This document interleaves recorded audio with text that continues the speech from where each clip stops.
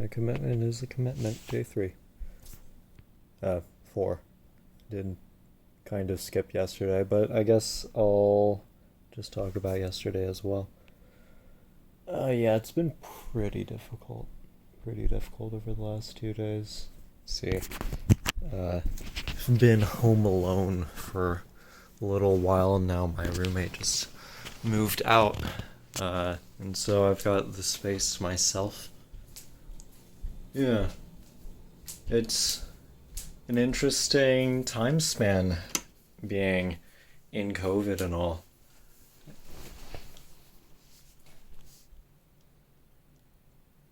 And yeah, it's really difficult.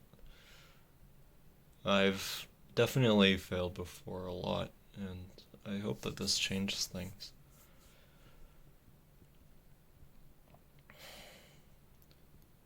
Uh, the reason why I don't edit these is so that I can't overthink them and so that it'll make it easier for me to actually follow through with it. And so, I guess, it doesn't really matter if it's longer than 2 minutes, so I might as well just go on for a while. Might as well talk about myself. So, hi, my name is Jonathan Engelhard. I am 21 years old, and I'm a Christian boy. I've been following God for basically all of my life because my parents are Christian. They are first generation Christians. My dad became one in America. He actually walked to the altar with his father at the same time, and they became Christians at the same time. My mom is also first generation, and she's from Taiwan, and she became a Christian in university after going to this Christian university club thing in her university. And eventually my dad felt the calling to go to Taiwan and, become a missionary to China. So he needed to learn Mandarin Chinese, and my mom was his Chinese teacher. Yeah, and so my brother and sister were both born in the Asian countries, and I was born here in Vancouver. Lived here for a while, then moved over to Florida, lived there for 6 years, and then moved back over here. Yeah, I've lived here for a while now. Lived in Florida for 6 years, and since I'm 21 now, that means that I've lived in Vancouver, general Vancouver area, for 15 years at this point. It's been an interesting ride, and my faith has waned and had jumps, but I've always felt like I've had a difficulty in, remaining faithful. It's not that I didn't believe or that I didn't think that it was the greatest thing to go for, but the very fact that I suppose I always have difficulty with motivation. That's just a general thing, a general problem I've always had. Recently I've been watching a lot of Jordan Peterson, and he talks about the big 5 personality traits. So that's agreeableness, neuroticism, extroversion, conscientiousness, and openness to ideas. And my conscientiousness, which is my ability to just get things done because I need to effectively, is extremely low. Very, very, very low. I have to put in a lot of effort in order to actually follow through with things. And it's very difficult for me to force myself to do that. Yeah. It's easy when I'm around other people.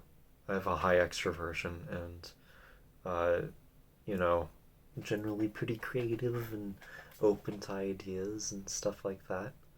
But, yeah, it's difficult for me to follow through with things, and so I think at the very least it'll be a lot easier for me to do this if I don't plan it out in advance and I just ramble for a while and do that every day. My idea is that uh, it doesn't matter how long I talk for, it doesn't matter uh, as long as I make the attempts to go ahead and do it every day. I've had a lot of things that I've wanted to do. For instance, this is a journal that I tried writing every day for a while, and that went okay. I got about that much through. Uh, this is my devotion journal, and I was doing pretty well for a while when I had my mom helping me stay accountable, but sort of fell off of that train after a while. One thing that's been good for me has been, uh, in the Bible app, how you can have these Bible plans, and you can share those with friends. And so my youth group and I have a plan that we're doing together that's a Bible in 1 year thing. It's actually the whole Bible plus like the New Testament again. So you get the New Testament twice and the Old Testament once through. And it's sort of all sort of scattered about and categorized, and you sort of jump around. You get a psalm maybe every other day or so, and it's pretty nice. And because other people are able to see my progress, I guess I've done pretty well with that. I've fallen behind a lot of times, but I've caught up every time this year, which is like definitely very different from how it normally goes when I try to do devotions. Um, so, I'm thinking I've got a lot of plans. I've got a lot of ideas. I've got a lot of things that I think it would be really good if I went for it. And it's just, I have so much difficulty with just pressing forwards and doing it. Yeah. And so I pray that God helps me to do that, and that if it's His plan for me to do this, that He'll give me the strength. Yeah, I think that a lot of people say that I'm pretty mature for my age, and I guess that's true in some respects, but uh, I would definitely see this, if I'm able to follow through with it, as a better sign of maturity if I am able to do it. Yeah. So, in terms of Proverbs, I'm sure I'm going to put a proverb at the end of this video. I haven't prepared that beforehand. But,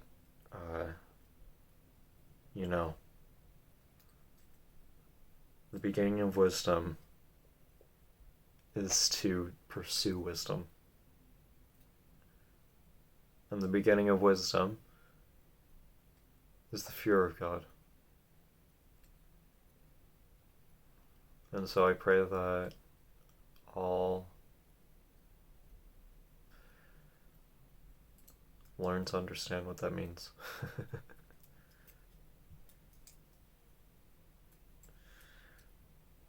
The way that I understand the fear of God is that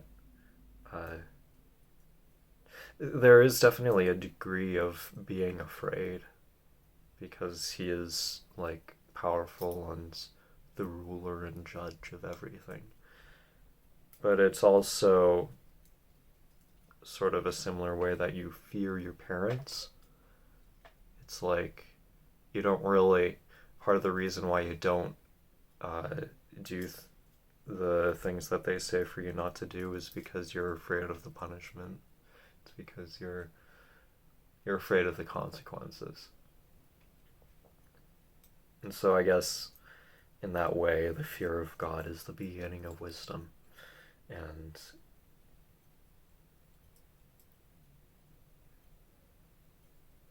And I guess the reason why they do that, the reason why they punish you and stuff like that is because they love you and want for you to grow and mature and to eventually understand why, maybe. But you see throughout Proverbs like a very, if you do this, then this will come about. If this happens, then that will happen. So if you are rich, then you'll have many friends, and if you're poor, then even your friends won't want to be around you. Or actually, that's about generous people. If you're generous, then you'll have many friends. That's actually very wise. I guess one question would be how much quality those friends are.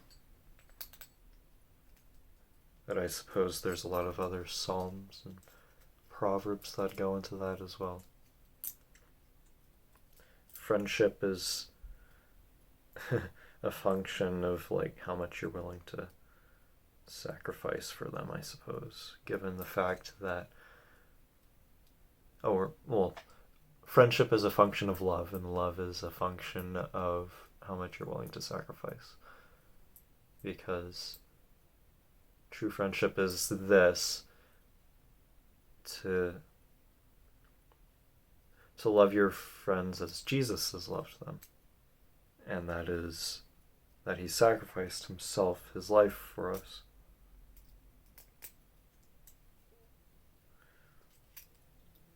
I just pray that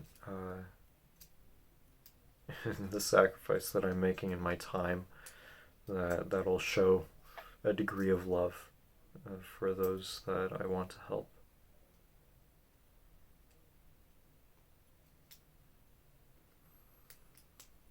Yeah. Well, I'll see you guys tomorrow. And it's a 13-minute video today.